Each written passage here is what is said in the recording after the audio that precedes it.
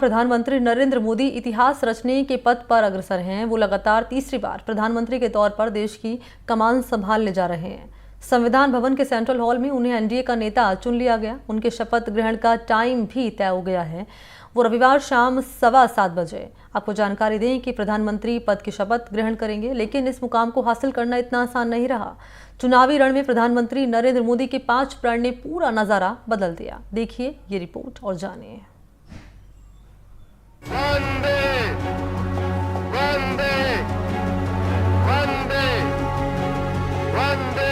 ये प्रधानमंत्री हैं और फिर प्रधानमंत्री होने जा रहे हैं और इन्होंने पूरे देश की सेवा की। अब पूरा भरोसा है कि जो कुछ भी बचा है अगली बार ये सब पूरा कर देंगे और जो भी हर राज्य का है, और हम लोग पूरे तौर पर सब दिन इनके साथ रहेंगे। I can give entire credit for Narendra Modi ji for making India proud globally. That is his biggest achievement for the country. पहले भी एनडीए थी, आज भी एनडीए और कल भी एनडीए है।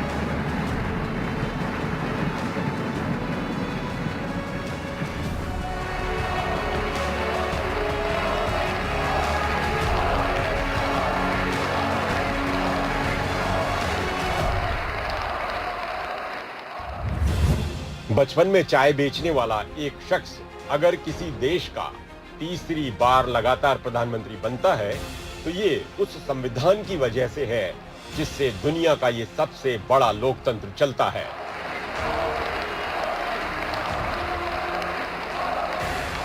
लेकिन भारत का ये संविधान ही इस चुनाव में विमर्श का एक बड़ा मुद्दा बना रहा।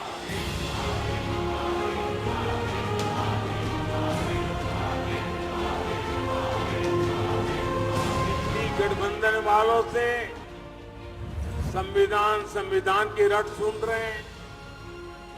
ये वो लोग हैं जिन्होंने इमरजेंसी में संविधान का गला घोंट दिया था।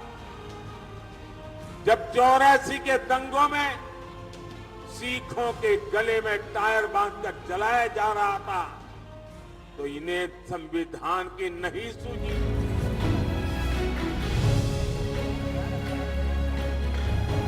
दरअसल संविधान का सवाल चुनाव में विपक्ष की तरफ से एक बड़ा चुनावी मुद्दा बना दिया गया था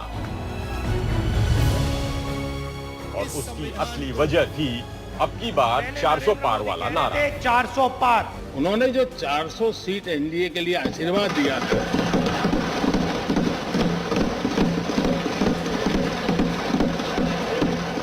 और मैं परवेज जी के आशीर्वाद को, आपके आशीर्वाद मेरे सर आंखों पर। लोकतंत्र में हर पार्टी अपने लिए ज्यादा से ज्यादा सीटों की चाहत रखती है, लेकिन बीजेपी पर हमला बोलने के लिए विपक्ष को मौका मिल गया। बीजेपी के ही कुछ नेताओं के बयान से उन नेताओं ने ये कहना शुरू किया कि 400 से ज्यादा सीटें इसलिए चाहिए कि संविधान को बदलना है।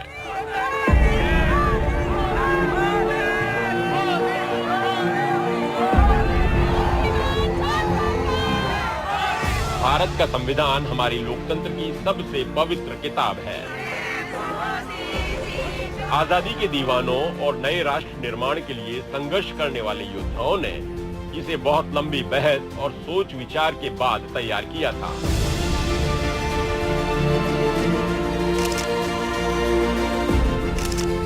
इस संविधान के निर्माण पर राष्ट्रीय आंदोलन का साया था, महात्मा गांधी का आशीर्वाद था और डॉक्टर भीमराव अंबेडकर का विवेक लगा था।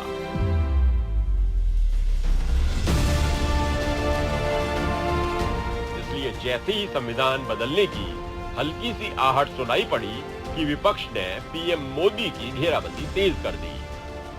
क्योंकि हमारा लक्ष्य, सबका लक्ष्य इस संविधान को बचाने का है, इस संविधान की रक्षा करने का है। अगर ये चला गया, जो बीजेपी चाहती है नरेंद्र मोदी जी चाहते हैं तो पहला काम इस किताब, इस संविधान की रक्षा करना है, क्योंकि यही आपका भविष्य है, यही आपका सपना है।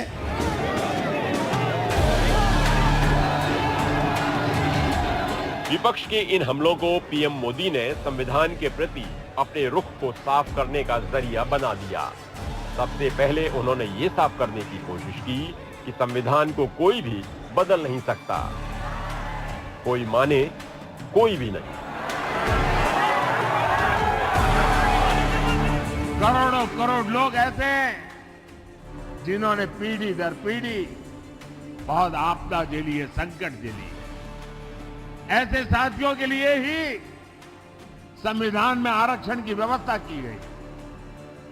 एक ऐसी व्यवस्था है जिसे कोई नहीं छीन सकता। और मेरा तो दावा है, खुद बाबा साहब आंबेडकर आकर के भी अब इसको नहीं छीन सकते।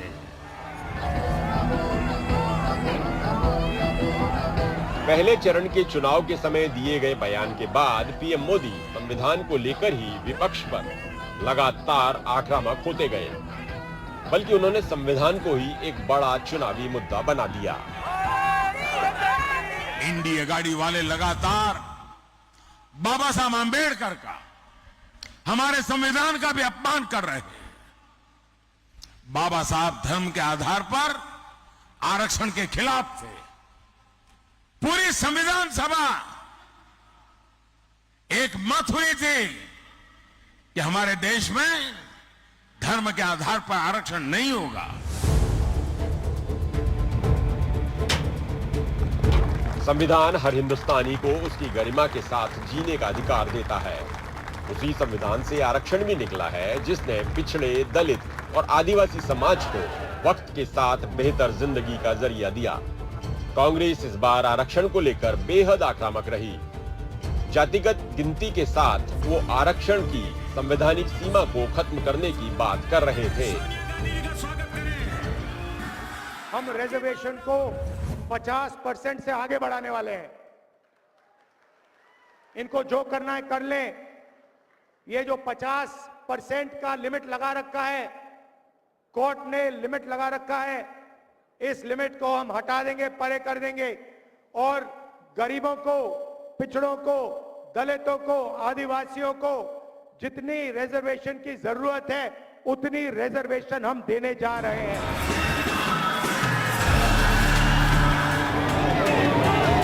आरक्षण का मुद्दा इस देश में हमेशा से काफी अहम रहा है। संविधान निर्माण के साथ ही अनुसूचित जाति के लिए 15% और अनुसूचित जनजाति के लिए 7.5% आरक्षण की व्यवस्था कर दी गई थी। ओबीसी के लिए आरक्षण की मांग लंबे समय तक हो रही थी, जिसे प्रधानमंत्री रहते वीपी सिंह ने 1990 में लागू किया, जिसके तहत ओबीसी को 27% आरक्षण का प्रावधान मिला। 2019 में नरेंद्र मोदी सरकार ने सामान्य वर्ग के गरीब लोगों के लिए 10% आरक्षण की व्यवस्था की।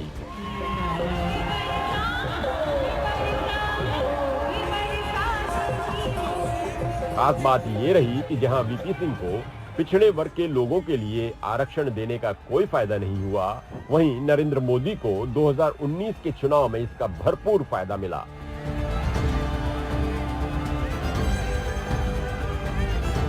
पीएम मोदी ने इस चुनाव में भी आरक्षण को यूं ही आगे चलाते रहने की गारंटी दी, तो साथ ही अपने मतदाताओं को ये भी बताते रहे कि कांग्रेस आएगी तो आरक्षण में बंदरबांट कर देगी। हमारी संविधान सभा ने, बाबा साहब आंबेडकर ने, जो हमारे एससी, एसटी, ओबीसी समुदाय है, जिनको आरक्षण दिया, ये कांग्रेस वाले और उनके साथी वो सारे आरक्षण आपके खत्म करके अपनी वोट बैंक, जो वोट जिहाद की बातें करते हैं, उन मुसलमानों को दे देना चाहते हैं। ये चुनावी घमासान सिर्फ आरक्षण के हक और हकदारों तक ही नहीं रुका, बल्कि इससे आगे संपत्ति का सवाल भी आ गया। दरअसल चुनाव के दौरान इस विवाद को हवा दे दी कांग्रेस के ओवरसीज प्रमुख रहे सैम पित्रोदा ने। कांग्रेस के सबसे बड़े नेताओं में से एक ने प्रधानमंत्री नरेंद्र मोदी ने सैम पित्रोदा के बयान को बहुत बड़ा चुनावी विमर्श बना दिया। बात सिर्फ संपत्ति तक ही नहीं रुकी, बल्कि महिलाओं के मंगलसूत्र तक जा पहुंची।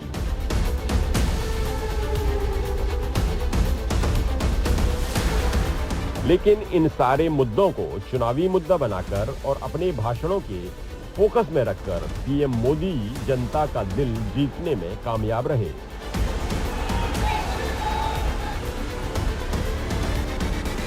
एनडीटीवी इंडिया की रिपोर्ट।